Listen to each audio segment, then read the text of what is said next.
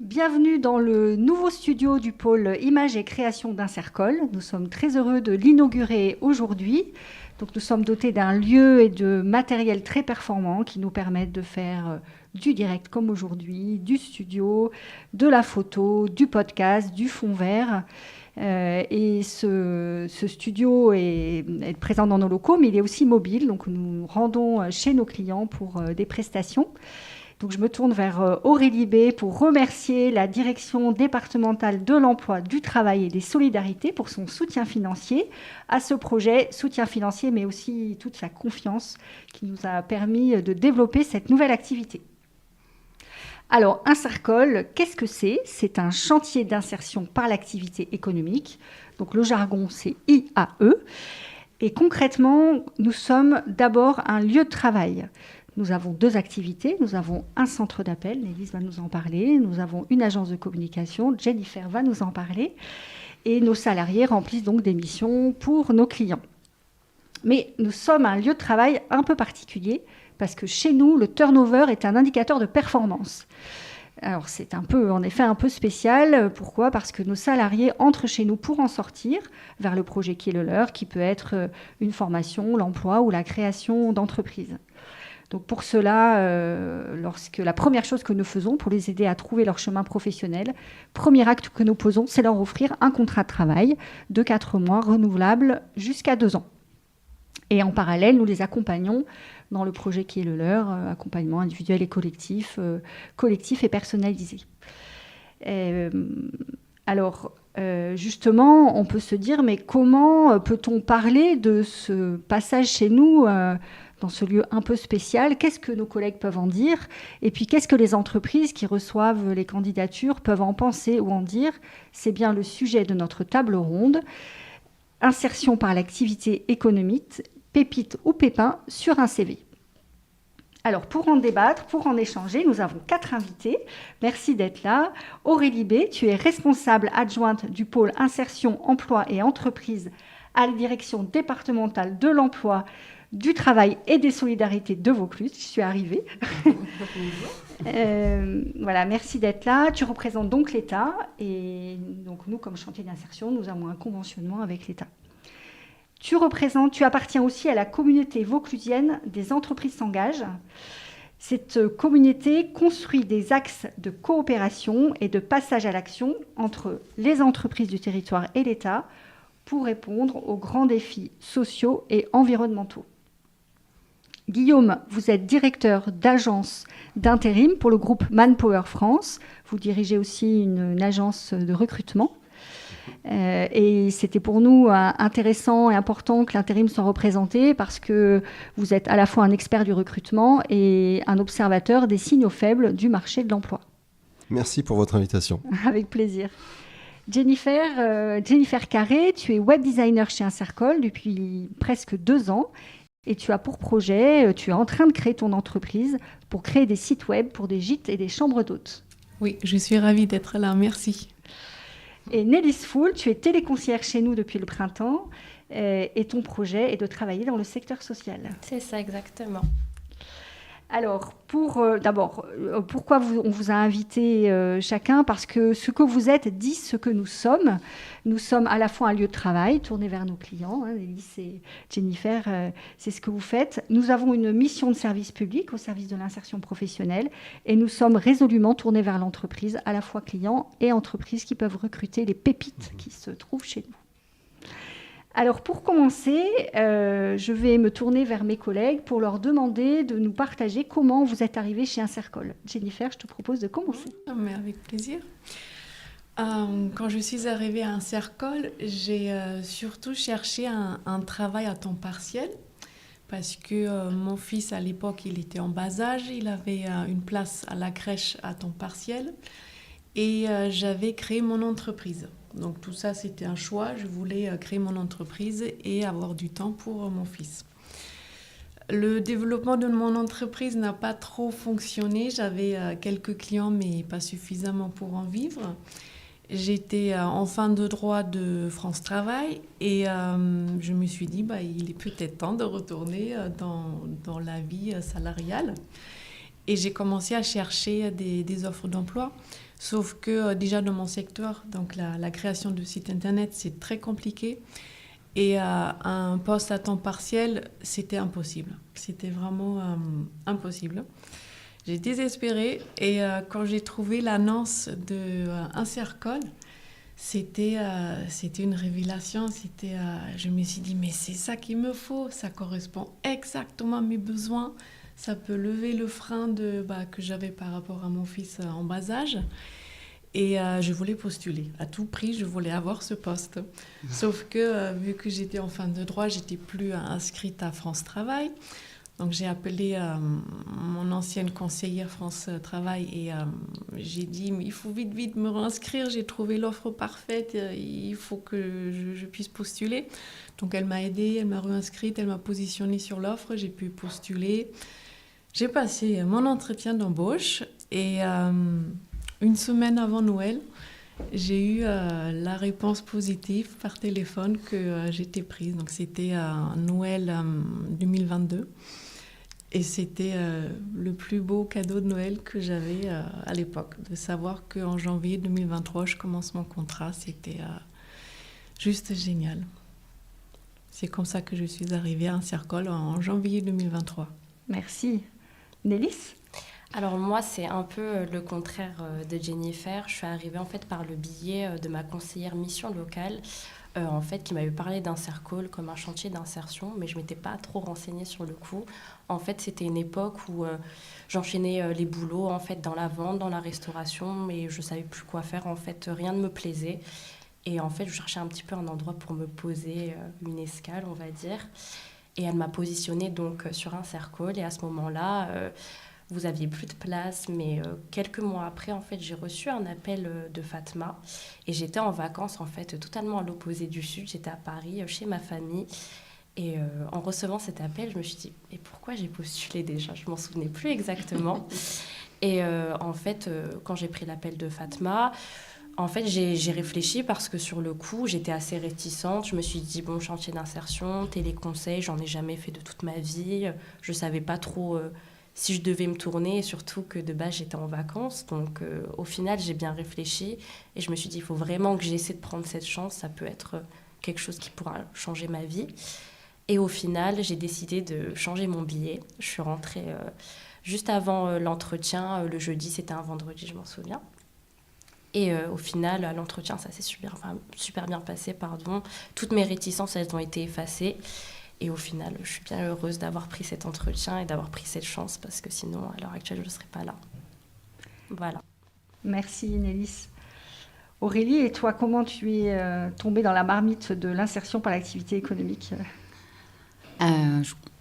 Moi, déjà, j'ai toujours voulu être fonctionnaire. C'est un projet professionnel qui est très, très rare quand on est à l'école. Mais je crois que j'avais vraiment envie d'avoir un métier avec du sens et j'ai toujours été passionnée des politiques publiques. Après, chacun a des sensibilités différentes, mais c'est vrai que moi, l'emploi, c'est vraiment ce qui me tenait à cœur, ce qui avait du sens. Aujourd'hui, on est dans une société où l'emploi, il occupe une place très, très forte. C'est insérant, c'est structurant. On définit les gens par ce qu'ils font autant que par ce qu'ils sont. Et j'avais vraiment envie de m'investir dans les politiques d'emploi. Mais l'IAE, quand je suis rentrée dans ce ministère, je ne savais même pas que ça existait. Et je suis tombée dedans vraiment par hasard, comme Obélix dans la potion magique. Et j'ai adoré. Merci. Et Guillaume, comment vous avez rejoint le groupe Manpower? Ouais, depuis 26 ans, je crois. Depuis bientôt 26 ans, ouais, ça fait un peu plus de 25 ans. C'était une opportunité. En fait, j'étais pas dans le sud. Alors, j'étais pas sur Paris non plus, mais j'étais un peu plus au nord. Et je travaillais pour une PME et j'avais décidé de descendre dans le sud pour des rapprochements familiaux. Et à l'époque, j'avais un ami que j'ai toujours d'ailleurs, qui travaille toujours chez Manpower, qui m'avait parlé de Manpower et j'ai postulé. Et puis la suite a fait que je suis arrivé il y a un peu plus de 25 ans sur Avignon. Et depuis, voilà, sur les différentes agences sur le Vaucluse, le Gard, l'Hérault. Voilà comment je suis tombé dans la marmite, comme vous disiez tout à l'heure. Ok. Voilà. Alors, pour réaliser un peu concrètement ce qu'est un quotidien dans un chantier d'insertion, je vais demander à mes collègues de partager une mission qui est particulièrement inspirante ou apprenante pour vous. Oui. Alors déjà, le dernier projet, enfin celui qui m'a vraiment le plus apporté, c'était la création d'un site web pour le champ des possibles. C'est un autre chantier d'insertion. Et déjà, le client, il était content, mon responsable était content, tout le monde était vraiment satisfait de mon travail, moi aussi, c'est important. Et c'est un petit peu, donc, créer un site internet pour un autre chantier d'insertion, c'est un petit peu ma façon à aider d'autres personnes à trouver un emploi et une vie professionnelle épanouissante. Donc je trouve que les chantiers d'insertion ne sont pas assez connus. Et avoir créé un site internet pour un chantier d'insertion, c'est un petit peu ma part à aider à faire un petit peu plus de publicité sur ce dispositif. Donc tu as trouvé du sens à cette mission. Tout à fait. Merci. Nélis ? Alors moi, toutes les missions sont apprenantes pour moi actuellement, mais la plus apprenante, c'est en fait on est mandaté par des bailleurs sociaux pour aider des personnes à répondre à l'enquête SLS, qui est une enquête supplément de loyer de solidarité. En fait, ces personnes-là nous appellent pour être aidées soit dans un courrier, soit par Internet directement. Et pour moi, c'est très apprenant parce qu'il y a aussi un petit côté, je peux dire, social. Et comme tu l'as dit plus tôt, moi, j'aimerais travailler dans le social, donc ça me parle. Et c'est beaucoup ce côté où on aide les gens sont contents, on le ressent au téléphone. Il y a quand même des sentiments qui sont partagés via le téléphone. Et c'est ça qui, pour moi, actuellement, me parle le plus. Ça m'aide vraiment aussi à garder un self-control quand ça se passe mal, parfois, parce que ça arrive. Et vu que c'est une mission qu'on a sur plusieurs mois, ça m'aide vraiment à garder, je veux dire, une ligne par rapport à ça. Donc voilà. Merci. Aurélie, tu disais que tu étais intéressée par la question de l'emploi. Est-ce que tu peux nous dire un peu plus au quotidien, qu'est-ce qui t'anime ? Au quotidien, nous, on met en œuvre à la tête toutes les politiques d'emploi qui visent à répondre à une équation qui n'est pas simple, c'est mettre en adéquation les besoins des publics avec ceux des entreprises. Et l'IAE, c'est une excellente réponse à cette équation. C'est une politique publique qui est particulièrement stimulante pour un fonctionnaire parce qu'elle a un impact social énorme. Elle aide tellement de gens à retrouver leur place dans leur société qu'on se sent utile à aider, à accompagner, à piloter cette quarantaine de structures qu'on a sur le territoire. Elle est stimulante aussi parce que pour moi, c'est un vrai facteur d'innovation. Déjà dans la manière d'appréhender l'humain, d'accompagner les personnes. Je trouve que c'est très inspirant, y compris pour les entreprises.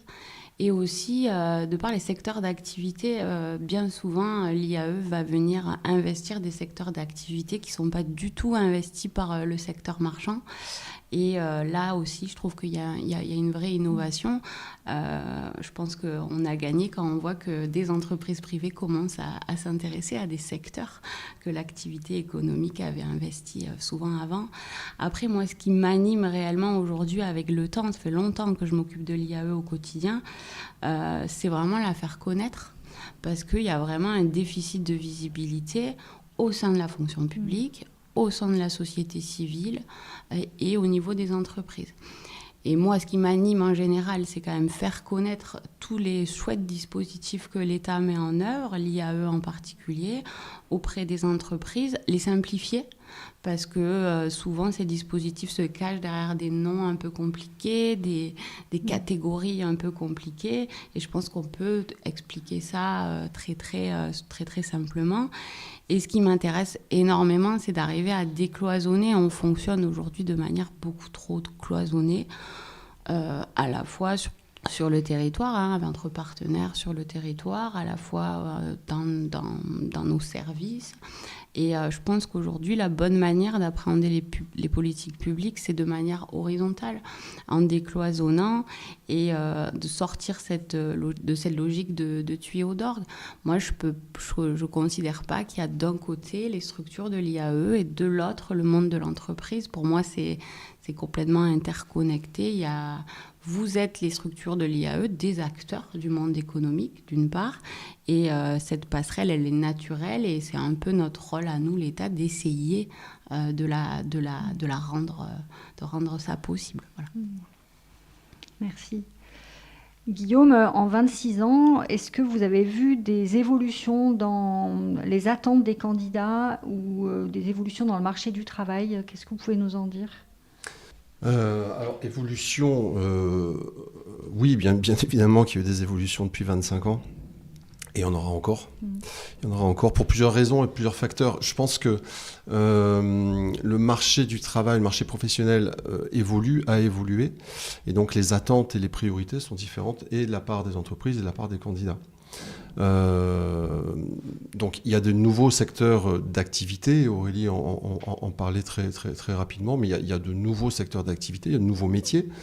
Donc il y a de nouvelles formations qui existent, et il y en aura certainement d'autres dans 20 ans et 30 ans, mais on ne les connaît pas encore. Et puis les attentes, les priorités sont différentes. On entend assez régulièrement parler des générations, des conflits générationnels, génération X, Y, Z. Et donc, de facto, les priorités sont différentes, effectivement. Si je pouvais vous citer, par exemple, juste un exemple, c'est que je vais prendre la génération X, puisque j'en fais partie. Donc, génération X, pour resituer, c'est une génération qui est de 1965 à 80 à peu près, où la place de l'entreprise était très très importante. À aujourd'hui, sur les générations Z, donc les générations 95-2010, la place de l'entreprise n'est plus une priorité. Les priorités sont différentes. Donc, effectivement, pour répondre à votre question, il y a une grosse évolution qui s'est faite et qui s'opérera encore dans le futur, c'est sûr. Merci. Alors, je vais me retourner vers mes collègues. Est-ce que vous pourriez nous parler un peu de ce qui se passe pour vous chez Insercol? Insercol, c'est un contrat de travail avec un salaire, avec une mission. Est-ce que c'est simplement ça, ou il se passe d'autres choses? Ah oui, non, c'est pas uniquement un contrat de travail. Bien sûr, c'est important de retrouver des finances, un contrat de travail, de la sécurité. Mais pour ma part, je sortais quand même de 3 ans de création d'entreprise. Donc pendant 3 ans, j'étais seule à la maison, et je me sentais très isolée. Donc j'ai vraiment perdu le contact avec les autres. Et en plus, je suis franco-allemande, donc je parlais allemand avec mon fils. Et oui, j'avais vraiment du mal à me projeter socialement, à retourner dans une vie sociale. Donc quand je suis arrivée à Insercol, j'ai retrouvé des collègues tout simplement. Donc rien que la pause café, pouvoir demander « T'as passé un bon week-end ?» Ça fait tellement du bien de tisser des liens. Et ici, vu que c'est un chantier d'insertion, on vient tous avec nos casseroles, avec nos valises. On a tous des problèmes à résoudre. Et il y a tellement une bienveillance. Donc on vient avec nos problèmes et on essaie de s'entraider à vraiment retrouver un épanouissement professionnel, à trouver sa juste place, à travailler sur son projet professionnel. Donc j'ai trouvé pas seulement des collègues, mais aussi des amis, et un retour dans une vie sociale et vie professionnelle épanouissante. Donc c'est beaucoup plus qu'un contrat et pouvoir payer ses factures à la fin du mois. Du coup, aujourd'hui, tu repars sur un projet de création d'entreprise, mais tu ne repars pas comme tu es venu il y a 2 ans. Tout à fait. Aujourd'hui, j'ai vraiment toutes les clés en main pour réussir, pour ne pas répéter les mêmes erreurs. Et oui, non, ça m'a vraiment apporté beaucoup de stabilité, beaucoup de confiance en moi. Je connais plus mes valeurs. Il y a des des ateliers sur le développement personnel, il y a des ateliers pour connaître ses compétences, ses forces, il y a l'accompagnement individuel avec toi. Donc il y a vraiment beaucoup d'apprentissage. Et non, je repars sur de très bonnes bases. Et toi, Nélis, qu'est-ce que ça change de passer chez un Sercol? Est-ce que tu regardes l'avenir professionnel différemment? Oui, déjà Jennifer a quasiment tout dit. Enfin, en tout cas, je suis totalement d'accord avec toi. Il y a vraiment ce côté aussi social où il y a nos collègues, on s'entraide, on s'entend toutes, en tout cas sur le plateau téléconseillère. Toutes mes collègues sont géniales, on s'entraide à chaque fois qu'il y a un problème chez l'une ou l'autre. Et c'est plus que justement, comme Jennifer disait, de l'argent pour payer ses factures, etc. Vraiment, le côté accompagnement nous aide vraiment à prendre confiance en nous, à reprendre nos bases, un petit peu nos racines. Et de ce côté-là, vraiment, ça aide énormément. Et finalement, le fait de reprendre confiance en soi, ça nous aidera en fait surtout pour le futur de savoir ce qu'est nos forces, etc.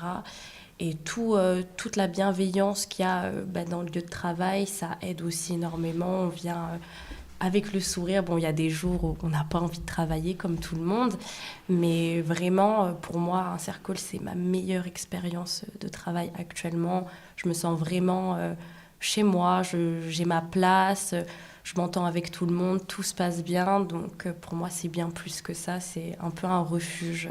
Et comme on le disait aussi, une escale quelque part, parce que ça m'a vraiment permis d'entre guillemets me reposer par rapport à l'expérience de travail que j'ai pu avoir avant. Et avec aussi l'accompagnement, les ateliers, etc., de prendre nos forces et réfléchir à ce qu'on veut faire réellement.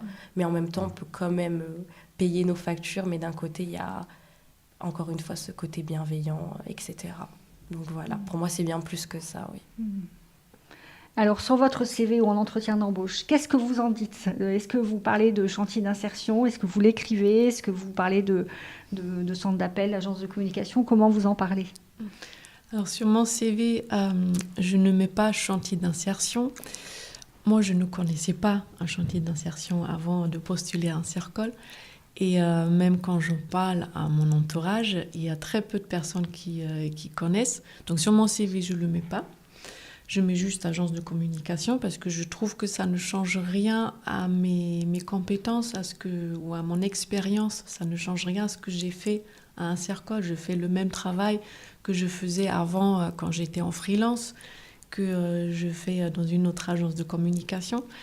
Donc je ne le mets pas, mais j'hésite pas d'en parler. Dès que je décroche un entretien, la première chose que je fais, c'est je dis c'est un chantier d'insertion. J'explique ce que c'est, qu'il y a un réel accompagnement, qu'il y a vraiment une très bonne qualité de travail. Et je l'explique à l'entretien d'embauche, mais je n'en parle pas parce que je le mets pas sur mon CV parce que je trouve que c'est pas suffisamment connu. Et toi, Nélis? Alors moi, je rejoins Jennifer, mais moi, je le mettrai sur mon CV quand je partirai d'un Sercol pour chercher autre chose. Parce que pour moi, c'est une fierté, en fait. C'est quelque chose à mettre en valeur.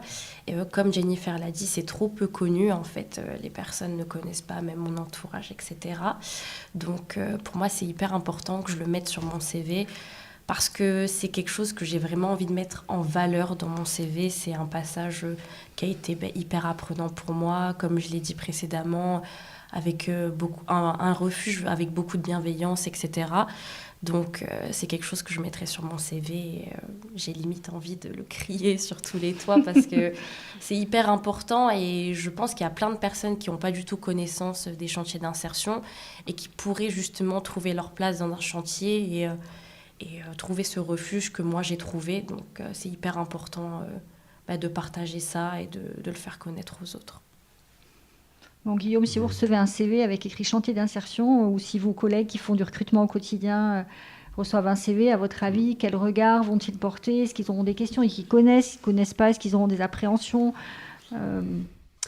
Alors, ils connaissent, oui, bien évidemment, de par notre activité, mais j'entends effectivement que c'est encore peu connu. Après, le mettre ou ne pas le mettre sur le CV, moi, je reste convaincu que ça reste une expérience professionnelle de toute façon, et qu'il faut surtout pas se priver d'en parler, bien évidemment, parce que ce sont des contrats qui peuvent durer, j'ai entendu tout à l'heure, de 4 mois à 2 ans. Donc il faut en parler, il faut le noter sur le CV, puisque de toute façon, au pire des cas, il y aura un trou, comme on dit, sur le CV, et on posera la question lors de l'entretien. Mais il ne faut pas en avoir honte, parce que c'est une expérience professionnelle, tout comme une autre expérience professionnelle sur un contrat déterminé, indéterminé, enfin peu importe. Donc ça reste une expérience professionnelle, et nous, ce qu'on recherche, ce sont des compétences. Donc ce que vous avez pu apprendre ici chez Insercol et avant et après, ça restera de toute façon votre expérience professionnelle et les valeurs dont j'ai entendu parler aussi tout à l'heure. Donc on a le même regard que sur un CV, pour répondre à votre question, sur lequel il n'y aurait pas écrit chantier d'insertion ou structure d'insertion. Voilà, ça reste une expérience professionnelle avant tout. Et c'est ce qu'on recherche. Et toi, Aurélie, quand tu parles des chantiers d'insertion aux entreprises que tu rencontres, qu'est-ce que tu perçois comme questionnement, réaction La première chose, c'est que pour la plupart, Guillaume étant une exception, pour la plupart, ils connaissent très mal. Mais après m'avoir rencontré, normalement, ils connaissent. C'est quelque chose que je présente, moi, tout de suite comme un vivier de recrutement. Et j'ai tendance, en fait, à pas forcément tout de suite rentrer dans le vocabulaire, chantier d'insertion, etc., qui est très connoté. Donc, j'explique d'abord ce que fait l'IAE, c'est-à-dire accompagner des gens qui en ont envie à trouver leur voie. Et j'explique d'abord que les gens qui sortent de l'IAE, ils sont sans doute presque plus prêts pour le marché du travail que le demandeur d'emploi lambda, parce qu'ils ont su surmonter des difficultés et ils ont été accompagnés aussi par les bonnes personnes. Voilà. Et après, je pose les mots parce qu'il faut quand même faire connaître la politique publique. Et c'est là que souvent je perçois une certaine réticence. On s'imagine encore beaucoup trop qu'un chantier d'insertion, c'est un chantier avec des repris de justice qui ont en plus, attention, commis plusieurs assassinats. Alors père et leur mère. Donc souvent, je pense qu'aujourd'hui, il faut aller vers un autre vocabulaire, L'insertion fait un peu peur. Entreprise sociale apprenante, inclusion, tant pis, quitte à changer de vocabulaire pour que l'IAE soit revalorisée et connue des entreprises et appréciée à sa juste valeur.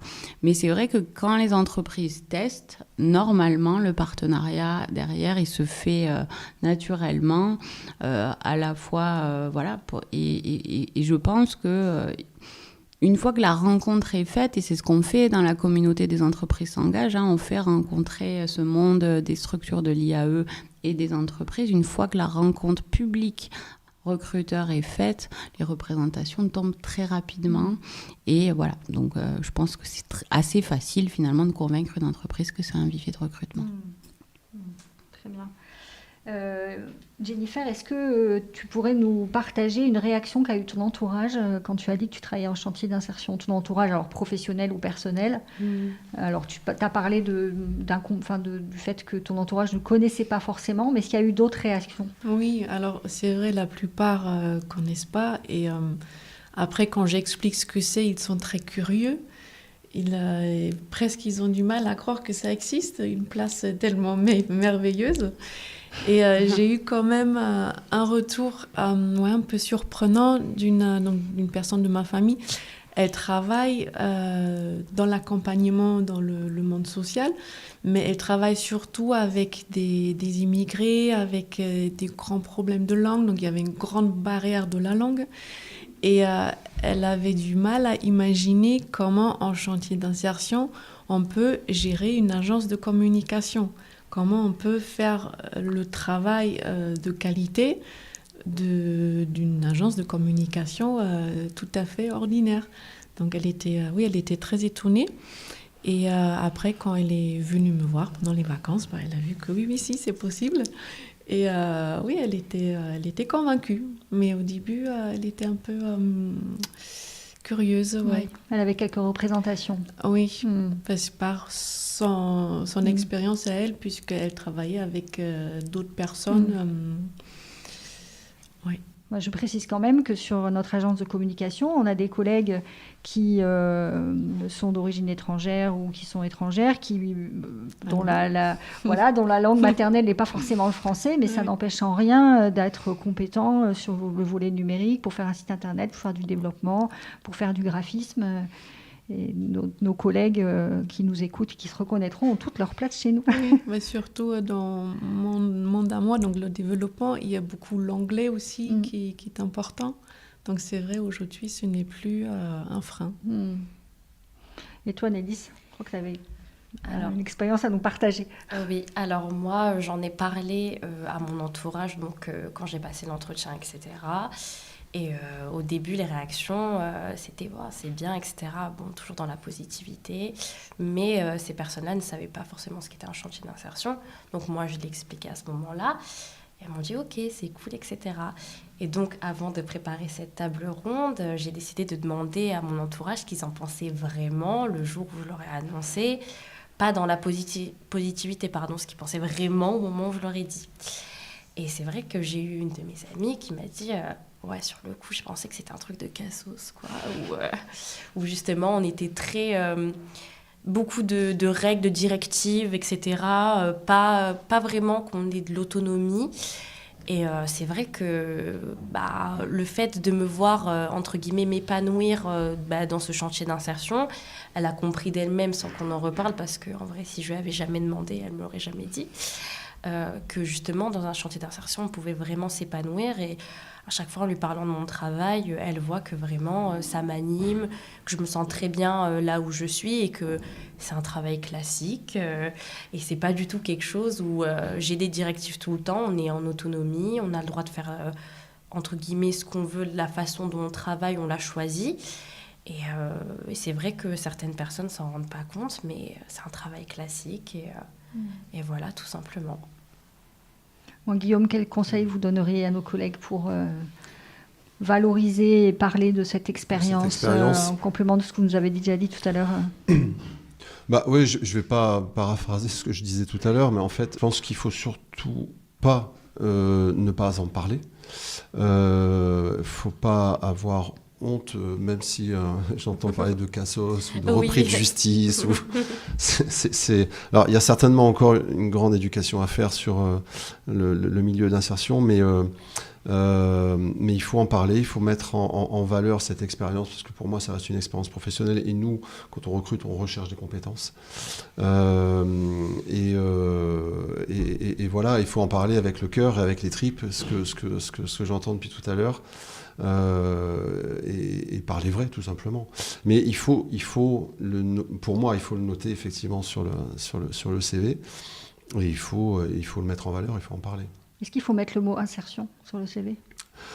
Moi, ça ne me choque pas, mais je me dis que si on pose la question, c'est qu'effectivement, il doit y avoir des retours encore négatifs, c'est ce que j'entends. J'aimerais qu'un jour, on puisse ne plus se poser cette question. Mais moi, ça ne me choque pas de voir insertion sur un CV. Pas du tout. Mais j'entends effectivement qu'il y a encore quelques freins à lever, par-ci, par-là. Qu'est-ce que t'en penses, toi, Aurélie? Tu penses qu'il faut mettre insertion sur le CV, ou au regard de ce que tu entends, il faut faire preuve de prudence Moi, je suis pour la transparence en général. Je pense que Guillaume a tout à fait raison. C'est une expérience, et aujourd'hui, ce que veulent les entreprises, c'est de l'expérience pro si possible, c'est du savoir-être, et quoi de mieux que ces dispositifs-là pour travailler sur le savoir-être, sur la confiance, sur l'estime de soi. Je crois que les filles en ont fait un excellent témoignage. Donc oui, moi, de toute façon, au tout début du podcast, je connaissais la réponse. C'est une pépite, ça. Voilà. Après, qu'il y ait encore des représentations, quelque part, ça nous regarde, nous, les directeurs de chantier, les entreprises et les faiseurs de politique publique et les exécutants comme moi. Mais ça ne les regarde pas elles. Elles doivent donner leur vérité auprès des employeurs. Clairement. Je suis d'accord. Je partage. Je suis l'opinion. totalement d'accord. Je voudrais juste rebondir sur ce que vient de dire Aurélie, c'est que, puisqu'on parlait tout à l'heure de l'évolution du marché du travail, il y a aussi cette évolution-là, c'est qu'il y a quelques années, on nous demandait du savoir-faire. Depuis quelques temps, on nous demande toujours, bien évidemment, du savoir-faire, et c'est pour ça qu'il faut en parler de cette expérience.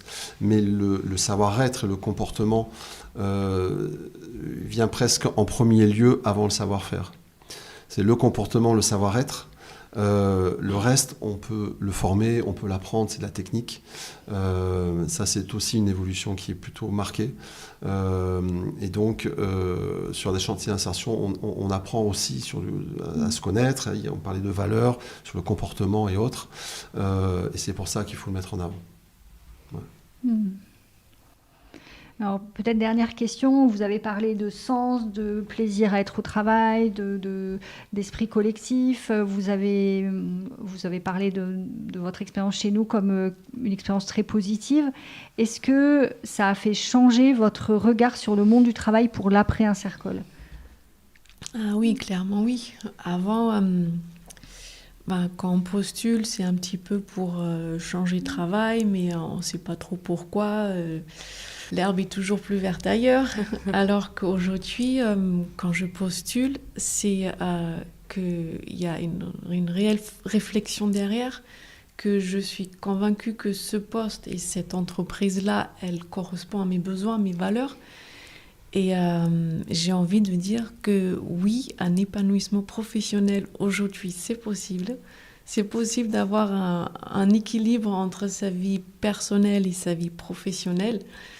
Oui, c'est une possibilité et c'est quelque chose qui est devenu très important pour moi. Donc aujourd'hui, je ne postulerai plus juste pour changer de travail. Je postule vraiment parce que j'ai trouvé ma place, parce que j'ai vraiment envie de travailler pour cette entreprise-là et exactement pour ce poste-là.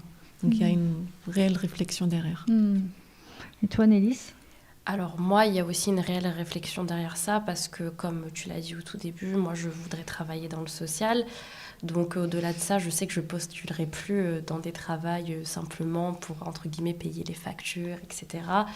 En sortant d'Insercol, je sais que je veux vraiment reprendre des études pour valider un diplôme dans le social. Je veux vraiment travailler dans ça et ça a vraiment confirmé avec mes immersions, etc. Et au-delà de ça, toute la bienveillance m'a aussi donné de la force parce que maintenant, je sais ce que je vaux et aussi toutes les valeurs que je veux dans mon prochain travail. Donc forcément, ça a tout confirmé, ça m'a énormément aidée. Et c'est pas terminé, de toute façon. Je suis encore là. Le chemin continue. Le chemin continue. Donc tout ça m'a vraiment apporté et ça m'a, entre guillemets, requinqué d'être ici. Et voilà, tout simplement, pour moi, la route, elle est encore meilleure qu'avant. Et voilà. J'ajouterais peut-être que vu qu'on a fait toute cette réflexion, c'est beaucoup plus facile à convaincre le recruteur. Clairement, parce oui. qu'il voit qu'on a les réponses, qu'on ne postule pas juste pour postuler, qu'il y a vraiment, qu'on connaît notre valeur, on connaît le marché de travail. Donc je pense que c'est plus facile à convaincre aussi lors d'un entretien. Clairement, et en plus le fait que moi je veux vraiment travailler dans le social et que je l'ai confirmé à moi-même maintenant, ça me permet de, quand j'essaie de l'expliquer, que ce soit en immersion ou pour potentiellement des stages, les personnes avec qui je discute voient vraiment dans mes yeux et dans mon discours que j'ai énormément envie de travailler dans ce milieu-là. Et forcément, comme tu l'as dit, ça confirme au recruteur que tu as la volonté de travailler dans ça. Bon, le bonheur au travail, c'est possible, Guillaume ? Oui, heureusement. Heureusement, on s'ennuierait. Ce qui me fait plaisir dans ce que j'entends, c'est que là, on parle de valeurs et Et j'en reviens et j'insiste lourdement sur ce que je disais tout à l'heure. Donc, il faut effectivement parler de cette expérience parce que je comprends en vous entendant toutes les deux qu'il y a un grand chemin qui a été réalisé et que vous avez pris conscience de ce que vous vouliez et de ce que vous ne vouliez plus. Donc, chacune a ses propres valeurs qu'on peut retrouver dans l'entreprise. Et par rapport encore une fois à certaines générations, j'entends parler de vie privée, vie perso, mais je sens qu'il y a un vrai chemin et une vraie réflexion qui a été faite. Vous savez ce que vous voulez, vous savez ce que vous ne voulez plus, et ce n'est plus de prendre un travail alimentaire, comme vous disiez tout à l'heure, mais il y a une vraie réflexion. Donc oui, le bonheur existe en entreprise, heureusement, parce qu'on y passe un peu de temps quand même. Quelques années, et il faut garder en tête ces valeurs que vous avez pour pouvoir vous accomplir encore et encore. Aurélie, le mot de la fin. Oui, les entreprises ont les mêmes valeurs que les chantiers d'insertion. La seule chose que j'ai à dire, c'est que moi, ce que je constate, c'est que beaucoup d'entreprises sont humbles et font déjà plein de choses pour que les salariés se sentent bien chez eux. Et un peu comme l'IAE, elles ne communiquent pas forcément sur tout ce qu'elles font. Et c'est dans leur intérêt. Une entreprise, elle s'épuise à recruter. Ce qu'elle veut, c'est recruter et fidéliser. Et pour ça, elle le sait. Les gens ont besoin de se sentir bien au travail. Donc, bien évidemment. Et voilà. Donc, clairement, aujourd'hui, c'est les valeurs de l'IAE, les valeurs d'accueil, de bienveillance au travail, elles se retrouvent dans le monde de l'entreprise. Et le mot de la fin, c'est peut-être le slogan, en fait, de communication des entreprises s'engagent, que je trouve très bien. Demain, l'entreprise sera engagée ou ne sera pas. Très bien, très belle conclusion. T'as vu ? On va faire ce slogan le nôtre. Merci à tous les quatre d'avoir participé à cette table ronde, à ce partage, cet échange. Bon, je crois qu'on peut dire que c'est quand même plutôt une pépite sur un CV d'être passé par on peut se dire ça. On est tous d'accord. On est tous d'accord. Voilà. Merci à notre équipe de choc. À Thomas Massas, Arnaud Ban, Simon Guillem et Patrick Lisiecki. Grâce à eux, vous nous avez vus et entendus à la fois dans nos coulisses et en direct sur le web. Merci à nos financeurs et en particulier à l'État qui a permis, comme je le disais en introduction, de ce studio d'exister, mais aussi à tous nos partenaires financiers qui permettent à des associations comme les nôtres, aux autres chantiers d'insertion par l'activité économique, d'être présents sur le territoire. Donc merci à l'État, merci au Conseil départemental, merci au Conseil régional, merci au Grand Avignon, merci au Fonds social européen et à la ville d'Avignon pour leur soutien. Vous pouvez réécouter cette table ronde en allant sur la page de YouTube d'Insercol. Et puis, bien sûr, vous pouvez nous retrouver, nous rejoindre, nous contacter par le biais de nos réseaux sociaux, de notre site Internet. Et on vous invite, bien sûr, aussi, entreprises, partenaires, associations, à nous solliciter pour des prestations qui seront à la fois des prestations de qualité, mais des prestations qui ont du sens, ce qu'on l'a vu. Grâce à ces prestations, ça enrichit le parcours de nos collègues. Maintenant, nous allons nous retrouver pour le Festival des soupes qui se prépare au rez-de-chaussée d'Insercol avec nos collègues qui ont préparé des bonnes soupes avec un concours. Donc, rejoignez-nous et puis merci à tous de nous avoir suivis.